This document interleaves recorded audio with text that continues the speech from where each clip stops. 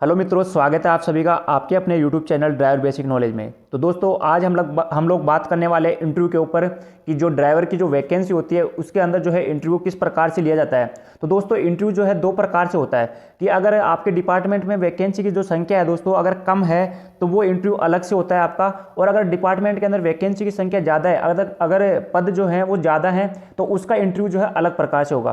पहले हम लोग बात करेंगे दोस्तों कि जिसके अंदर पद कम हो, किसी वैकेंसी में पद कम हो, जैसे 5 मान ले, 7 मान ले, 10 मान ले, तो उसके अंदर जो है मैक्सिमम जो है 30, 35, 40 स्टूडेंट को वो जो है ट्रायल टेस्ट, जो अपना स्किल टेस्ट होता है, ड्राइविंग स्किल टेस्ट, उसके लिए पास किया जाता है। तो उनका जो है ड्राइविंग टेस्ट, उसका जो इंटरव्यू है, वो ड्राइविंग टेस्ट में आपको क्या क्या बातें ध्यान रखनी है उनके बारे में हम लोग आज बात करेंगे। हमारा जो नेक्स्ट वीडियो होगा दोस्तों वो दूसरा टाइप का जो इंटरव्यू होता है जिसके अंदर पोस्ट की संख्या ज़्यादा होगी, जैसे राजस्थान हाईकोर्ट की वैकेंसी है दोस्तों, उसके अंदर पोस्टों की संख्या ज़्यादा है, तो उसके अंदर किस प्रकार से इंटरव्यू लिया जाएगा उसकी भी हम लोग बात करेंगे। लेकिन दोस्तों उसके अंदर हम लोग बात करेंगे, उससे पहले मैं इसके बारे में आपको बताता हूं कि ये जो इंटरव्यू आज जो इसके बारे में हम लोग बात कर रहे हैं इंटरव्यू वाले में, इसमें 40% राजस्थान हाईकोर्ट का आपको जो होने वाला है उसमें 40% इसके चांस है, क्योंकि दोस्तों राजस्थान हाईकोर्ट जो है इसको अब स्किल टेस्ट जो होगा ड्राइविंग, इसके लिए जो है दोस्तों आरटीओ को वो आगे जो है प्रोसेस आरटीओ को दे सकता है कि आरटीओ जो है आगे का प्रोसेस जो है स्किल टेस्ट के लिए आरटीओ करवाए। तो आरटीओ दोस्तों एक दिन के अंदर जो है 30 से 35 स्टूडेंट को बुलाएगा और उसके बाद उनका जो है स्किल ड्राइविंग स्किल टेस्ट और इंटरव्यू लेगा, तो वो इसी प्रकार से ले सकता है। और अगर खुद जो हाई कोर्ट है अगर खुद इसको जो है प्रोसेस पूरा करवाएगा ड्राइविंग टेस्ट का, तो उसके लिए जो है दोस्तों फिर जो अपना नेक्स्ट वीडियो आने वाला है उसके तहत वो है पूरा जो है उस प्रोसेस में चलने वाला है, तो आपको ध्यान से देखना है दोस्तों। तो चलिए अगला जो हमारा पॉइंट है दोस्तों कि इस प्रकार की वैकेंसी मैंने ये बता दिया आपको दोस्तों, 30 से 35 स्टूडेंट को जो है ड्राइविंग स्किल के लिए वो बुलाते हैं। अगर इस पहले प्रकार का जो है आज इंटरव्यू वाले हम लोग बात कर रहे हैं, नेक्स्ट जो वीडियो आएगा वो अगर उसके 60% चांस है राजस्थान हाईकोर्ट के, ये 40% चांस है इसके राजस्थान हाईकोर्ट में अगर आरटीओ में अगर स्किल टेस्ट होता है तो इसका जो अगला पॉइंट है दोस्तों हमारा, वो सबसे पहले आपको वाहन की चाबी दे दी जाएगी। आरटीओ वाले जो है आरटीओ के जो एग्जामिनर होंगे वो आपको सबसे पहले आपको चाबी दे देंगे कि भाई साहब ये चाबी लो और आप लोग अपना वाहन जो है चला के दिखाओ। दोस्तों सबसे पहले जो है आपको खुद को चलाना है। दोस्तों यहाँ पे बात करेंगे हम लोग कि राजस्थान हाईकोर्ट ड्राइवर के अंदर अगर आपको बोलेरो या फिर स्कॉर्पियो या फिर कोई भी टवेरो गाड़ी कुछ भी अगर छोटी जो मतलब लाइट लाइसेंस के अंदर आती है, तो जो लाइट लाइसेंस वाले हैं वो स्टूडेंट भी चलाएंगे, उनको बाहर नहीं किया जाएगा। और अगर ट्रक चलाने के लिए आपको दिया जाता है दोस्तों तो फिर वो लाइट लाइसेंस वाले ट्रक को नहीं चला सकते, क्योंकि दोस्तों उनके पास लाइट लाइसेंस है और लाइट लाइसेंस वाला हैवी लाइसेंस उसकी हैवी व्हीकल को नहीं चला सकता, इसलिए उनको बाहर किया जाएगा। तो दोस्तों यहाँ पे जो चांस है वो है बोलेरो को या फिर स्कॉर्पियो गाड़ी जो है उनको चलाने के लिए दी जाएगी। तो सभी जो स्टूडेंट पास होंगे 720 या जो भी जितने भी 10 गुना पास होंगे वो सभी जो है दोस्तों उसका जो है skill test driving skill test जो है वो देने वाले हैं। तो आपको ध्यान रखना है कि जो है आपको सबसे पहले वाहन की चाबी दे दी जाएगी कि आप लोगों को चलाना है, तो आपको उसके अंदर क्या क्या चेक करना है, उस वाहन में क्या क्या चेक करना है उसके बारे में हम लोग बात करेंगे दोस्तों। तो वाहन को सबसे पहले आपको चेक करना है, उसमें क्या क्या चेक करेंगे आप लोग, तो वाहन को एक राउंड लगाना है, चारों तरफ जाके आपको एक राउंड लगाना है वाहन के कि इसमें कुछ गड़बड़ तो नहीं है। तो सबसे पहले चारों तरफ एक राउंड लगाओगे, उसमें क्या होगा दोस्तों, उसमें क्या क्या देखना है आपको। सबसे पहले टायर में जो है एयर प्रेशर का दबाव देखना है कि जो आपका जो एयर प्रेशर है टायर के अंदर उसका दबाव चेक, मतलब कि एयर जो टायर में जो एयर है वो कम तो नहीं है, कहीं आपको जो है टायरों की तरफ ध्यान देना है उसमें एयर कम तो नहीं है। दूसरा क्या देखना है, टायर में कोई कट तो नहीं है।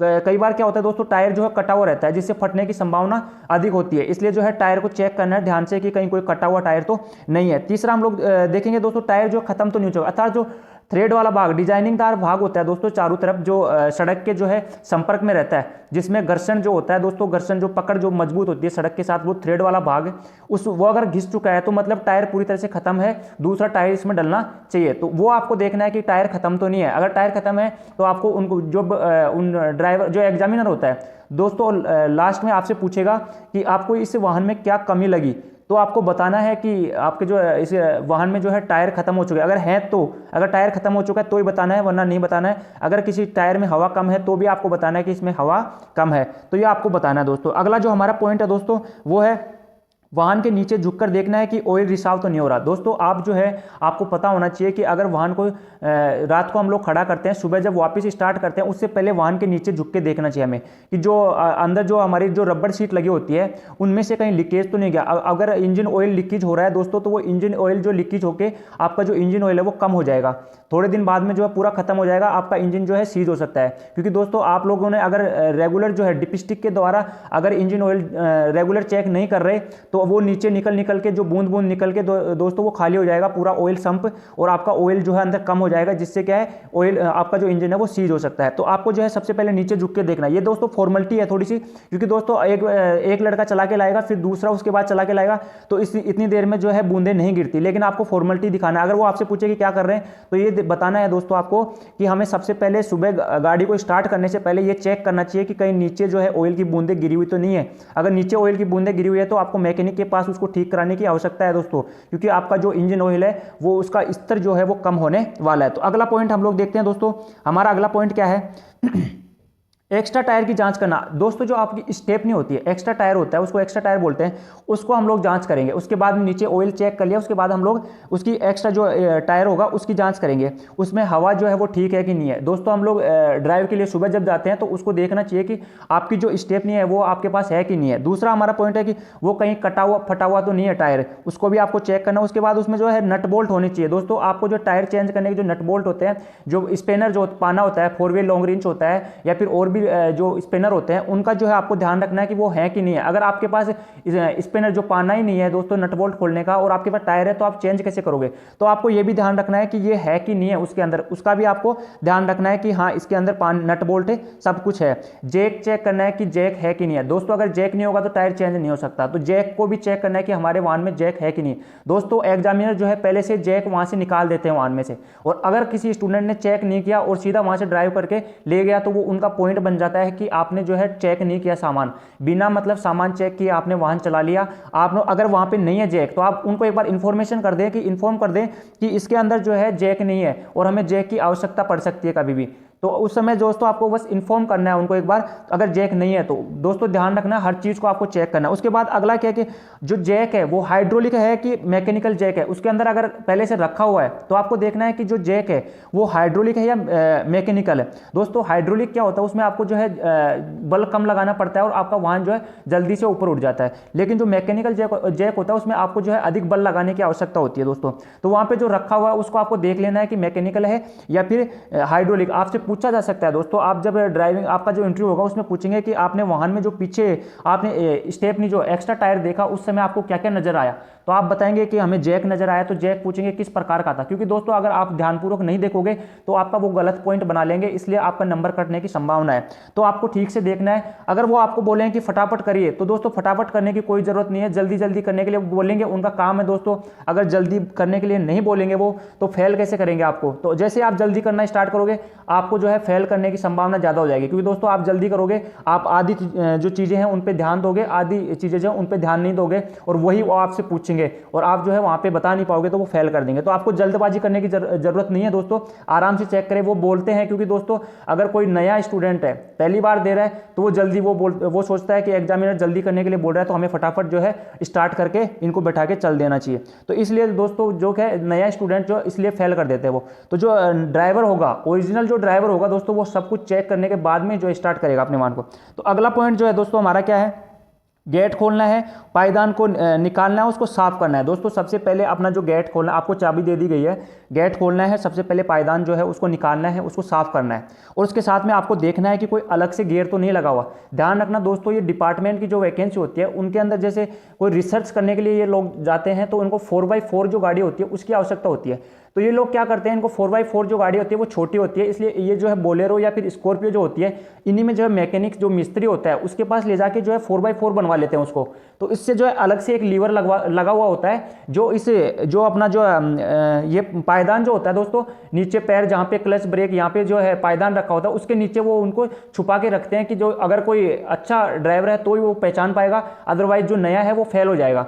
तो आपको जो है उसको हटा के एक बार देख लेना है, साइड में कोई लीवर मतलब कुछ तो अलग से तो एक्स्ट्रा नहीं लगा हुआ। अगर 4x4 गाड़ी है दोस्तों, ध्यान रखना, आप लोग बोलेरो स्कॉर्पियो ये सोच के ना सोचे कि इसमें जो है कंपनी 4x4 नहीं देती। दोस्तों ये बनवा के रखते हैं अलग से गाड़ी, क्योंकि दोस्तों पहाड़ी क्षेत्र जहाँ पे उबड़ खाबड़ जगह होती है वहाँ पे 4x4 गाड़ी जो है अच्छी होती है। दूसरी बात, कीचड़ के अंदर अगर आप कहीं कीचड़ है तो वहाँ पे जो है 4x4 गाड़ी ज़्यादा अच्छी रहती है। इसके साथ ही रेतीली मिट्टी जो है दोस्तों, उसके अंदर से निकलने के लिए भी 4x4 जो है इनको आवश्यकता होती है, क्योंकि दोस्तों ये रिसर्च के लिए है, बाहर जाते रहते हैं, तो इनको जो है डिपार्टमेंट की कोई वैकेंसी होती है 4x4 रखते हैं। बाकी हाई कोर्ट की है तो दोस्तों यहाँ पे आपको बोलेरो या स्कॉर्पियो मिलेगी, मिलेगी, जो 2 में ही मिलेगी। आपका जो है एक ही जो डायरेक्ट जो है इंजन से कनेक्ट 2 ही टायर मिलेंगे, लेकिन अगर फिर भी आपको ध्यान रखना है कि कहीं 4x4 तो नहीं है, उसका चेक कर लेना आपको। तो अगला जो हमारा पॉइंट है दोस्तों वो क्या है, बोनेट को ओपन करना है। अगला जो दोस्तों बोनेट को कैसे ओपन करना है आपको, दोस्तों आपको पहले सीट के ऊपर जो है आपने जैसे उसको पायदान को वापस रखा, उसके बाद में बोनेट का जो लीवर होता है वो आपका राइट पैर होता है और स्टीयरिंग के नीचे की साइड होता है, उसको खींचना है तो आपका बोनेट जो है उसका लॉक जो है खुल जाएगा। तो आगे जाके आपको फिर बोनेट को खोलना है दोस्तों। बोनेट को खोलने के बाद में आपको जो है सबसे पहले क्या क्या चेक करना है उनके बारे में हम लोग बात करेंगे। सबसे पहले दोस्तों बैटरी के जो टर्मिनल है उनको चेक करना है। दोस्तों ऐसा कोई एग्जामिनर नहीं करता, लेकिन फिर भी अगर कोई मैकेनिकल उनके पास में उपस्थित हो तो वो ऐसी चीजें गड़बड़ कर सकता है। कैसी चीजें दोस्तों, कि जो टर्मिनल है उनको उल्टा कर देगा, वो प्लस के स्थान पे माइनस वाला लगा देगा वाहन का, और माइनस की जगह प्लस लगा देगा, मतलब उल्टा कर देगा उनको, और आपको चाबी दे दी जाएगी कि आप लोग इनको चलाइए। दोस्तों आपको सभी को जो है एक साथ ले जाके वाहन नहीं चलवाया जाएगा, आपको एक रूम के अंदर बैठा दिया जाएगा और एक एक स्टूडेंट का नंबर आएगा, वो वहां पे जाके चला के आएंगे। आपको नहीं पता चलेगा कि वहां पे क्या हो रहा है क्या नहीं हो रहा। दोस्तों जो पहले नंबर आएगा, अगर आपको दिख रहा है ऐसा, तो जो पहला नंबर आएगा वो तो फेल हो जाएगा, लेकिन लास्ट वाला तो सब कुछ एक्सपीरियंस ले लिया होगा कि क्या क्या करवाया जा रहा है। इसलिए क्या है दोस्तों, गुपचुप मतलब साइड में ले जाके ये सब कुछ होता रहता है, आपको एक रूम में बैठा दिया जाता है और एक एक स्टूडेंट को जाके ये है इंटरव्यू और ये ड्राइविंग टेस्ट आपका होता रहता है। तो इसमें क्या, सबसे पहले बैटरी के टर्मिनल जो है दोस्तों उल्टा कर दिया जाता है। अगर कोई मैकेनिकल उनके पास है, अगर डिपार्टमेंट है तो वो नहीं करते, क्योंकि ऐसा करने वो नहीं करते दोस्तों, लेकिन कोई मैकेनिक कोई मिस्त्री उनके पास है तो वो ऐसा कर सकता है फेल करने के लिए आपको। तो आपको देख लेना है कि प्लस वाला टर्मिनल जो है दोस्तों वो पॉजिटिव पे लगा हुआ है, रेड कलर का होगा दोस्तों, रेड कलर की वायर जो है प्लस पे लगी हुई है। और ध्यान रखना रेड वाली जो है नीचे जो है सोनोलाइट स्विच आपका जो स्टार्टर मोटर है उसमें जाके जुड़ी हुई रहनी चाहिए, फिर वो सही है। अगर वो गलत जुड़ी हुई है माइनस में तो आपको जो है उसका ध्यान रखना है। तो अगला पॉइंट जो है दोस्तों हमारा वो है कूलेंट स्तर का चेक करना। दोस्तों आपको कूलेंट जो है उसको कूलेंट बॉक्स को जो है उसको खोलना नहीं है और ना ही रेडिएटर कैप को खोलना है। दोस्तों सबसे पहले जो स्टूडेंट का नंबर आएगा, जैसे आज स्टार्ट हो रहा है, आज सबसे पहले जो स्टूडेंट का नंबर आएगा, अगर वाहन ठंडा है आपको इंजन को हाथ लगा के चेक करना है। पहले स्टूडेंट को जिसका भी नंबर आए उसको हाथ लगा के चेक करना है। इंजन अगर ठंडा है तो आप रेडिएटर कैप को खोल सकते हैं, लेकिन एक बच्चा अगर चला के आ चुका है तो वो इंजन गर्म हो चुका है, उसके बाद के सारे स्टूडेंट जो भी सभी स्टूडेंट बैठे हैं अंदर, उनको रेडिएटर कैप खोलने की आवश्यकता नहीं है दोस्तों वो वाहन से, जो एग्जामिनर होता है वाहन से 15 से 20 फीट दूरी पे खड़े हो जाते हैं और आपसे बोलते हैं, चाबी देने के बाद में आप लोग जैसे ही बोनट खोल के चेक कर रहे होते हैं आपको बुलाते हैं कि आप हमारे पास आइए। जैसे ही आप उनके पास जाते हैं वो आपसे बोलते हैं कि आप क्या चेक कर रहे हैं, तो आप लोग जो है जो भी बैटरी टर्मिनल आपने चेक किया अभी बता रहे हैं, इतने में वो आपको बोलते हैं कि जाइए बेटा रेडिएटर कैप को आप लोग खोलिए।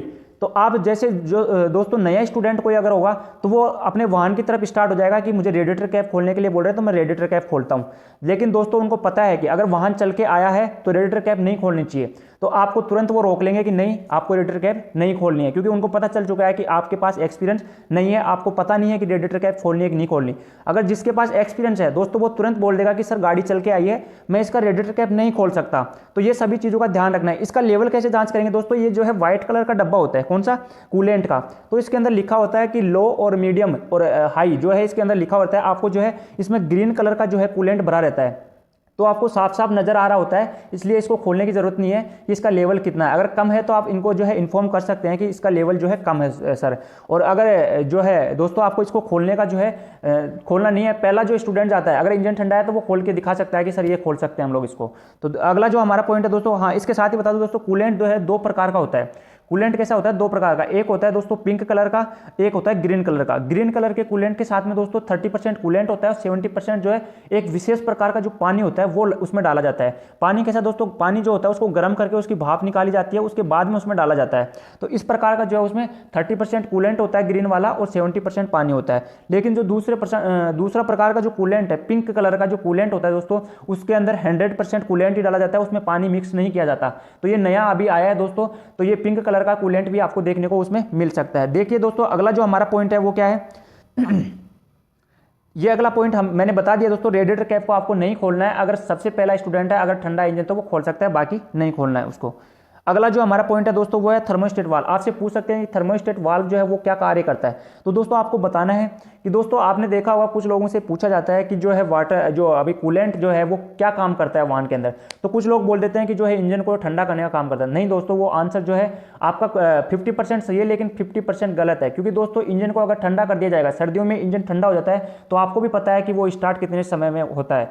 तो इसलिए जो है इंजन को ठंडा नहीं करना है। आपको बताना है कि सर इंजन जो है उसका जो टेम्परेचर है उसको मेंटेन करके रखने का कार्य कौन करता है? कूलेंट करता है। दूसरी बात, हम लोग वो ये भी बोल सकते हैं कि इंजन को जो है टेम्परेचर बनाए रखने के लिए, अगर टेम्परेचर मैनेज करने के लिए पानी भी तो डाल सकते हैं, कूलेंट क्यों डालते हैं? तो दोस्तों पहली बात, अगर कहीं सर्दी हो और सर्दी में बर्फ, आपको पता है कि पानी की बर्फ जमेगी, तो अगर बर्फ जम गई तो वो पानी जो है बर्फ जम जाएगी, तो वो खराब, मतलब इंजन के अंदर बर्फ जम गई है, मतलब जो बाहर की तरफ वाटर जैकेट लगा होता है इंजन में, उसमें जो है बर्फ जम चुकी है। इसलिए जो इंजन जो है स्टार्ट होने में काफी समय लेगा।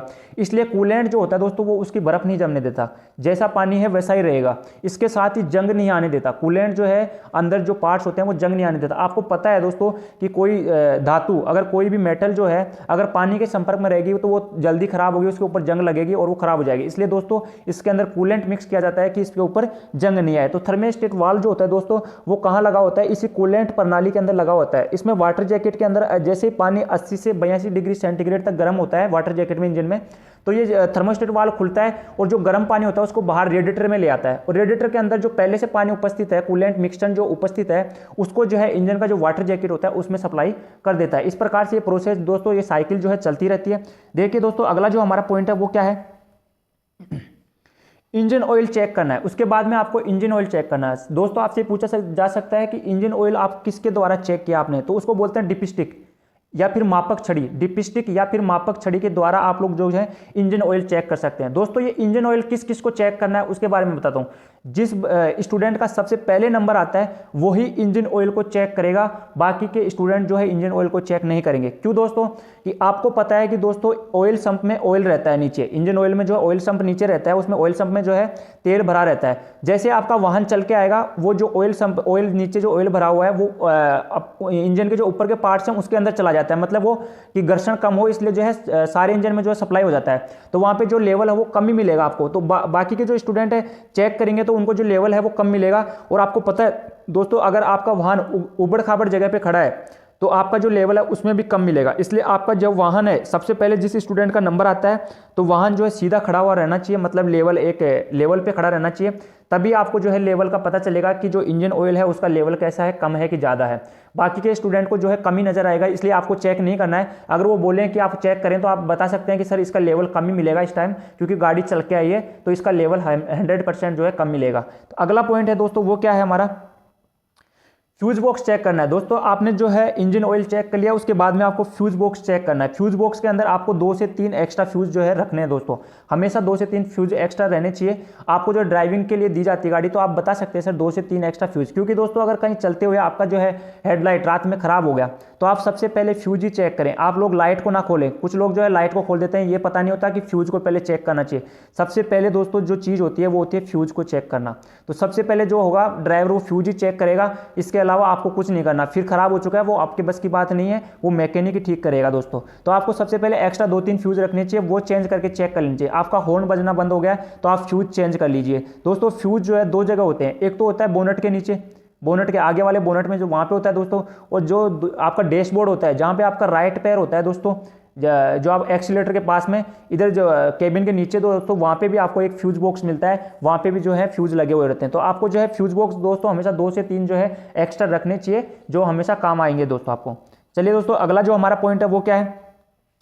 एयर फिल्टर देखना है और वाहन को बोनट का बंद कर देना। दोस्तों आपको जो है एयर फिल्टर देखना है, उसको खोलना नहीं है एयर फिल्टर को। दोस्तों एयर फिल्टर को खोलने के लिए आपको स्पिनर चाहिए, जो आपको खोलना नहीं है दोस्तों, क्योंकि दोस्तों एयर फिल्टर को खोलोगे तो बहुत टाइम लग जाएगा आपको।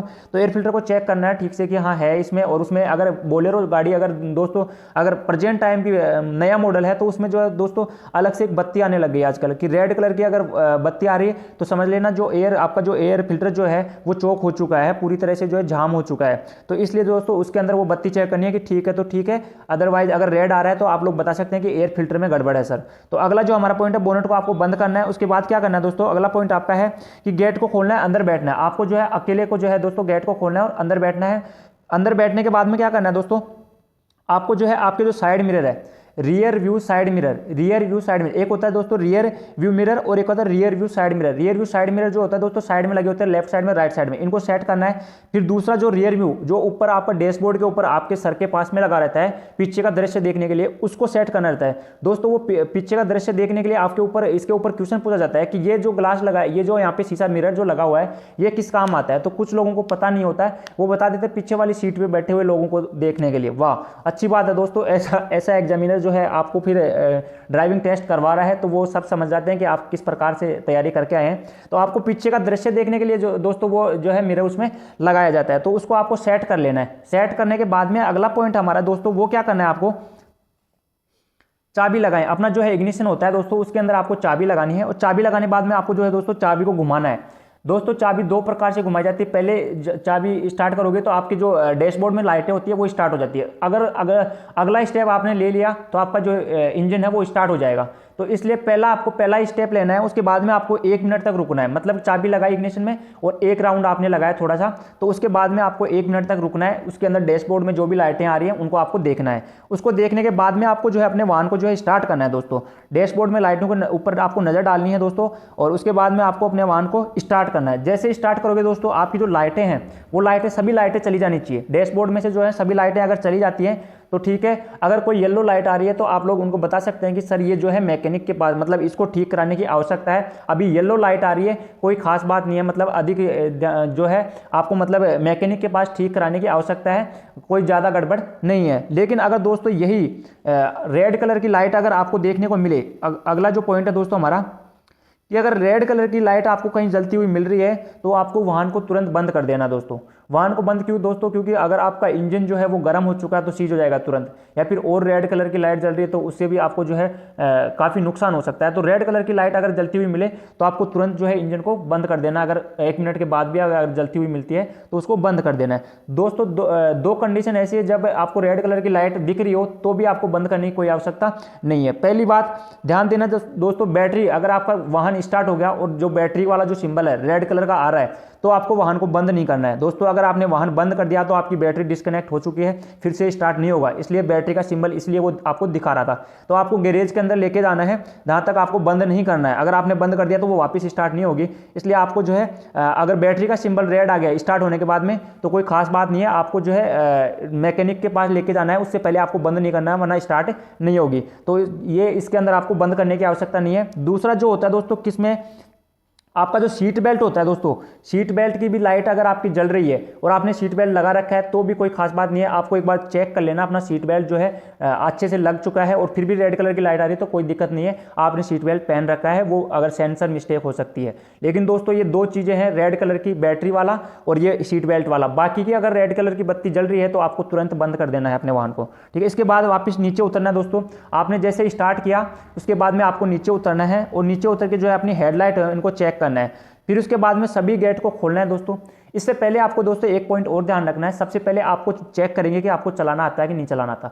वो आपके चारों तरफ यहाँ पे एक राउंड बना देंगे जिसके अंदर आपको चला के दिखाना है कि हाँ मुझे चलाना आता है। उसके बाद एग्जामिनर आपके साथ बैठेंगे। तो दोस्तों इसमें क्या होता है कि सभी गेट आपको खोल देने हैं। सभी गेट खोलने के बाद एग्जामिनर को बैठाना है। एग्जामिनर सभी 5 से 7 जो होंगे उनको जो आपको बैठाना है। सबको बैठाने के बाद क्या करना है दोस्तों, गेट को बंद करना है। ध्यान रखना दोस्तों, गेट आप उनको बोल के ही बंद करें। वो बैठ गए, उनके बाद आप इनको एक इन्फॉर्मेशन दें, उनको एक चेतावनी दें कि सर मैं गेट बंद कर रहा हूँ। अगर उनकी अंगुली आ गई या फिर कुछ आ गई, अगर कोई मैडम इंटरव्यू लेने के लिए आई है और उसकी साड़ी अगर गेट में आ गई ना तो भाई साहब फेल कर देगी आपको। तो इसलिए आपको जो है इन्फॉर्मेशन पहले ही कर देनी है कि मैम मैं गेट बंद कर रहा हूँ। उसके बाद आप गेट बंद करिए कि किसी को कोई लगे नहीं, चोट नहीं लगे। उसके बाद क्या करना है, खुद को जो है दोस्तों वाहन के अंदर बैठना है, अपना गेट बंद करना है। उसके बाद अपना सीट बेल्ट लगाना है, और पास में जो बैठा एग्जामिनर आगे की सीट पे उनको एक बार चेतावनी देनी है कि सर आप सीट बेल्ट लगा लें। सीट बेल्ट लगाने के बाद उनको अगर वो नहीं लगा रहे, फिर भी आपको गौर नहीं करते हो दोस्तों वो, तो फिर भी आप एक बार फिर से इन्फॉर्मेशन दें कि सर आप जो है एक बार फिर जो है सीट बेल्ट लगाएं सर आप। तो सीट बेल्ट जब वो लगा लेते हैं उसके बाद आपका अगला पॉइंट क्या है दोस्तों, उसके बाद आपको बताना है कि सर हमारे पास वाहन के अंदर आरसी होनी चाहिए। पॉल्यूशन प्रमाण पत्र होना चाहिए और इंश्योरेंस होना चाहिए। और लाइसेंस जो है मेरे पास है दोस्तों, मैंने लेके बैठा हूँ, मेरे पर्स में है। आप उनको एक बार चेतावनी दे कि सर ये मेरे पास है, आरसी आपके पास होनी चाहिए, पॉल्यूशन प्रमाण पत्र भी होना चाहिए, इंश्योरेंस होना चाहिए, तभी मैं डिपार्टमेंट के बाहर जो है गाड़ी ले जा सकता हूँ। इनके ये कागज जो है ये मेरे पास डॉक्यूमेंट्स नहीं है तो मैं बाहर नहीं ले जा सकता। तो वो आपको बोल देंगे कि ये हमारे पास है, आप चलिए। तो दोस्तों अगला जो हमारा पॉइंट है वो क्या होगा, उसके बाद अपना वाहन चलाएं। आप जो है अपना वाहन जो है स्टार्ट करते हैं। वाहन स्टार्ट करने के बाद दोस्तों इस समय आपसे रोड पर लगे सिग्नल जो है आपसे पूछे जा सकते हैं। जो भी रोड के ऊपर जो भी सिंबल जो है लगा हुआ मिलेगा आपको, उसके बारे में वो आपसे पूछ सकते हैं। दूसरा आपसे क्या पूछा जा सकता है दोस्तों कि रोड के ऊपर आपने जो स्पीड ब्रेकर आया उसके ऊपर आपने कितनी स्लो गाड़ी को लिया, या फिर कब आपने ब्रेक जो है कब लगाया आपने, और जो है एग्जामिनर आपसे ऊपर ध्यान दे रहे हैं। उसके साथ ही दोस्तों जो एग्जामिनर बैठे हुए अंदर वो सभी आपके ऊपर ध्यान दे रहे हैं कि आप जब आपको राइट मुड़ना है तो आपने इंडिकेटर कब दिया, 30 मीटर पहले दिया या फिर पीछे मतलब 500 मीटर पहले ही आपने इंडिकेटर जला दिया कि वैसा मुझे राइट मुड़ना है। तो इस चीज़ का वो ध्यान दे रहे होते हैं। कब आपने हॉर्न बजाया, जहाँ पे लिखा हुआ है कि हॉर्न नहीं बजाना, गलती से आपने हॉर्न बजा दिया, आपका नंबर कट जाएगा। तो इसलिए जो दोस्तों ये इसके साथ में क्या होगा दोस्तों, वाहन बैठे सभी एग्जामिनर जो है आपके ऊपर ध्यान दे रहे होते हैं। अगला जो हमारा पॉइंट है दोस्तों वो क्या है कि अब आप जो है घुमाव के पहले इंडिकेटर, ये मैंने आपको बता दिया। वाहन को गियर, दोस्तों गियर वाला भी आपके ऊपर ध्यान देगा। दोस्तों गाड़ी अगर वाइब्रेट करने लग गई तो आपका नंबर कटने की संभावना है, क्योंकि दोस्तों गाड़ी जो है गियर मांग ही नहीं रही, तीसरे गियर में चल रही है, स्पीड ज़्यादा नहीं है और आपने जो है चौथा गियर गाड़ी को दे दिया तो दोस्तों वाइब्रेट, इंजन जो है वाइब्रेट करेगा और आपका जो है नंबर कटने की 100% चांस है। क्योंकि दोस्तों उनको पता है कि आपने जो है बिना गियर, गाड़ी गियर मांग ही नहीं रही है और आपने गियर डाल दिया तो वो आपका नेगेटिव चांस बनेगा। वहाँ पे वो चेक करते रहते हैं दोस्तों कि आपने क्या कर रहे हैं क्या नहीं कर रहे हैं। इसके साथ ही आपसे बहुत सारे क्वेश्चन वो पूछते रहते हैं दोस्तों।